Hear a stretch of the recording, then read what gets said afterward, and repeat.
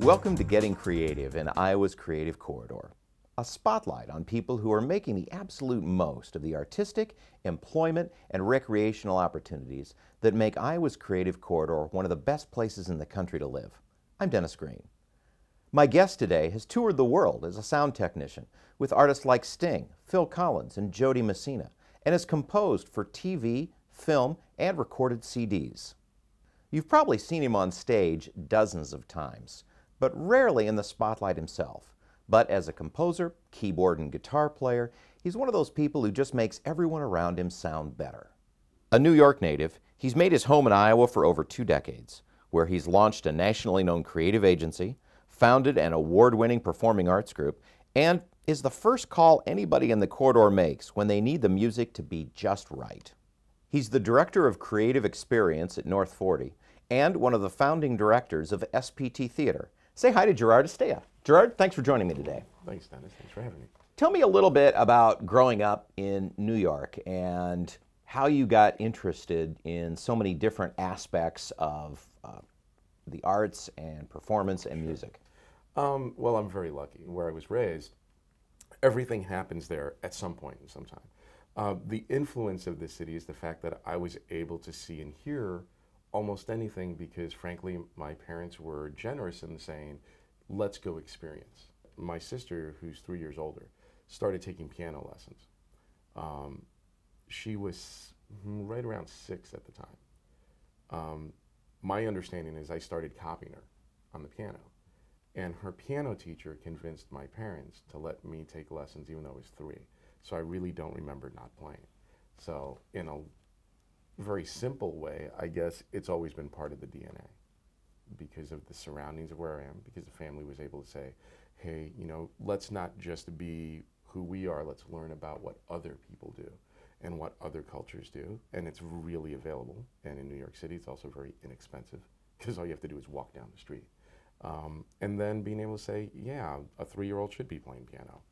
So you've been involved with music, you've made music, played the piano and other instruments since a very young age. When did you get interested in working on sound and producing music made by others? Well, that actually happened almost simultaneously because, again, growing up in New York, I had the opportunity to see stuff. But the other thing is it's when I was growing up. So I was born in '67. So now you're talking mid-'70s, late '70s. Music technology started advancing into what's called synthesizers. You know, electronic keyboards, stuff that had a keyboard but didn't at all sound like a piano or an electric piano. So I was in an environment where technology was actually beginning at the same time that it was being made into a music instrument as a way to actually create something. So literally, I was in Sam Ash Music on 48th Street, and I was, I think, 14 or something like that, and I was checking out these synthesizers, you know, stuff that I couldn't afford, but I thought, wow, these are cool, and I'd be making, like, weird sounds and playing stuff, and the staff was really cool, and they're like, it's just that guy and that little kid, let him run around, whatever. Somebody who I then later on learned was actually a production manager was like, what are you doing tomorrow? And I'm like, school. He goes, you want to have a job? I was like, really? And he was like, yeah, I need somebody who understands these things. And he's pointing at dials. Now, I very quickly learned he had no idea that I had no idea. Okay, so, because I was just messing around, but it was making something go wee, whatever. So, long story short, was asked to do a George Duke session at 14 as the synthesizer engineer. They didn't even know what that meant. I had no idea what I was doing. So I was at the record plant walking in, twisting knobs, hooked on the other side of the glass ever since. So you grew up in New York City and obviously had more than a few opportunities there. Yeah. And you did a hitch in the Navy, went to school in college in St. Louis, right? Yep. So what brought you to Iowa? What brought me to Iowa was a girl. You know, and me spending 200 plus days out on the road. Compared to taking a really lovely Iowa native and saying, move to New York City. It was where she was from. It was easier to move up here and go from there. At that time, of course, you were, like you said, living on the road. Yeah. Spending a couple hundred nights a year. Yeah. This is when you were touring Europe and the country. Part of it, with rock acts and country acts and all of that. But eventually, you started spending more time working with musical acts here. Yeah. How did that come about? Well, that comes about by saying, you know, I really don't want to live out of a suitcase 200 days a year. Literally, it was just, don't need to spend that much time all over. And also wanted to be able to focus a little bit more on the type of stuff that I liked. Because one of the things when you're a hitter, I'm not a member of the band. I'm not the artist. I just support them. So a lot of times, especially early on, it was somebody offers you a job. The answer is, as long as it's moral, ethical, legal, the answer is yes. But you still have to do the classic thing of putting food on the table. So it's, what will you do in the interim? So I actually did the entire thing of, I worked at music stores because I knew the other side of the fence by being a product specialist. So actually the Carmelou's House of Music was here and spent some time there. Then Uncle Ike's Music, 16th Avenue, because it was still relatable. And they were completely flexible with my playing schedule because I've never not been a musician. Since you're on the road a lot, Yeah. you're not around very much, but Right. all of a sudden people started finding out about you and asking you to do stuff. How'd that happen? Oh, it's a good thing. I'm going to say it happened organically, but the way it really, when I first moved here, there was absolutely no need for a jazz, prog rock keyboard player. But what seemed to be needed was somebody that would be able to go ahead and say, I understand the technology side and the engineering side.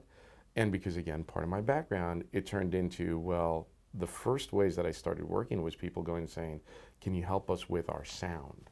Then literally I was at one of the music stores, like, again, as fate would have it, somebody comes in and goes, do you know this person? They were actually speaking of me. They didn't know it was me. And I was like, sorta, yeah. I do. Class, do you play guitar? I do now. Because I didn't play guitar until I moved to Iowa. And so it literally was that ability of going and saying, what is it that you need? It was a country act. They were, what is it that you need? It was the Red Stallion Band, and ended up hooking up with them, and we ended up doing the Grand Ole Opry gig, and we became the touring band for the Grand Ole Opry and all the rest. Were you surprised at all by the level of talent and variety of talent that you found when you moved to Iowa? Surprise is an understatement. I mean, honestly, I was the prototypical, this is a flyover state.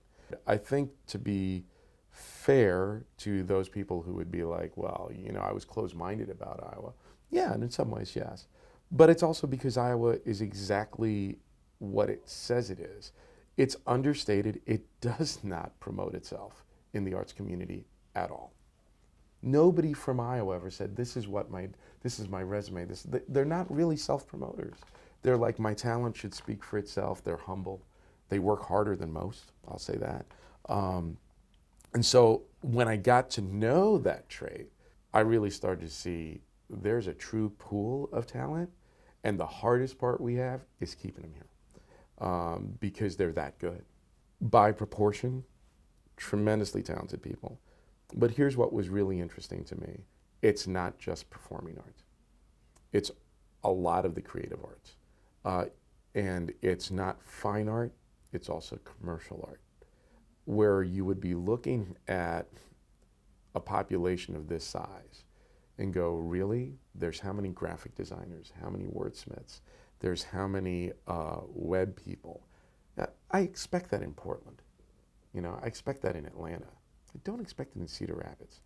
And the fact that a good number of them are dealing with clientele that are way outside of the zip code, right, speaks highly for the talent pool that's there, which is, by the way, truly one of the reasons why we started North 40 and I started here. You call North 40 a creative agency. Mm-hmm. What does that mean? What it means is that we provide creative solutions to business problems. That's it in a nutshell. So we're not married to mediums. Doesn't matter if it's radio, TV, film, web. It doesn't matter if it's an art thing or a word thing. It's a thought thing that matters to us. But it's really that the collaborative thing. So in a nutshell, we solve problems by being creative solution providers, which basically means we think of a different way to do it. And we hope that it resonates well with their customers. And at the end of the day, it meets their metric, which is the fact that their employees stay employed and they can add more. My employees stayed employed and we can keep growing. There's a lot of business talent and a lot of corporate talent, and a lot of businesses that you wouldn't think are based in Iowa and are international brand names. Talk about the differences between starting a company and starting an arts organization. The SPT Theater is a theater company I co-founded with 3 others, that frankly are a lot more talented than I am. And they were like, we'll let the piano monkey guy hang out, which is cool, which was very kind of them. But our entire premise is new original work. It's not because work that's existing is bad. It's absolutely wonderful. But there are organizations around that already do that and perform it really well. SPT does not need to do Les Mis. TCR did a wonderful performance of Les Mis. I mean, there's all of these organizations that do great work. We didn't feel the need to take that. But what we wanted to do is go, where's the imagination space? It exists, and there's a talent in the area. But where does it exist for them to actually see their stuff done? That's why SPT got started. You've talked a lot about the benefits and positives of living and working in the corridor. What are the challenges, especially as an artist? Well, What's hard about it? But the hardest part is that there's this gap between people who graduate, even high school, and go to college outside of the state, or go to college in the state, but either one. They go to a university, or they go to a community college. And then their next thought process is, for me to get a gig in what I want to follow, I have to move out. So I literally have a gap between people who have 2 years of experience and 12 years of experience. So that's what happens on the corporate side. The challenge on the artistic side is this. I think I alluded to it earlier, but Iowa does a very, very poor job of promoting itself as a cultural area. As a state, as a cultural state, we're very, very proud, as we should be, of the artists that we develop. But we're falling short in providing infrastructure for them to grow their talents here. I'm not trying to be a downer, but the reality is I can go see great people in a lot of shows in this town. Most of them are doing it for the passion of doing it. And when you leverage just the passion and not the business component, you're actually telling people to leave. And that's a shame, because there's a ton of great talent. And even the idea of what a creative corridor is, I'm just going to change it and say my understanding of it, the way I would look at it, is it's an area for imagination to play. It's for businesses to grow because they've got an idea of a product or service. It's to get people who have something to say. What's kept you here? So from 8 to 12, I'm one of the principals of North 40, a creative agency, and my main job is to be a strategist. From noon to about 4 or 5, I'm working for Estella LLC, which is going to be, whether it be Sony, whether it be Interscope Records, whether it be somebody local. I'm working on the creativity side or the production side or the marketing side of how to bring music and one particular artist at a time, bring their vision out to a global market. And after that, in the evening time, I'm rehearsing the show, working with other folks, having a great time doing a performance. Only in this type of area have the opportunity to grow all 3 businesses and let them all feed with each other and let me interact with people who are just as good, if not better than I am at everything, right? And allow me to just sort of like collaborate, facilitate an area. Any other market that I know of, it would be like, you need to be a composer. You need to just do that because we have people for everything else. Here it's sort of like, what do you want to do?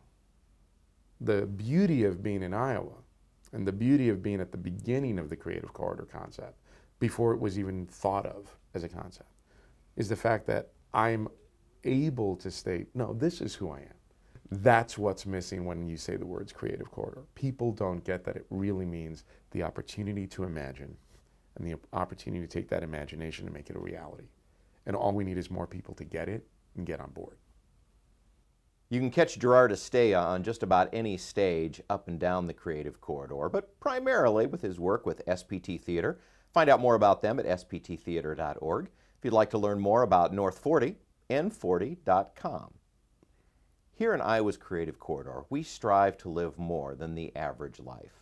Visit creativecorridor.co to learn more about fascinating people like Gerard and share your own stories about getting creative.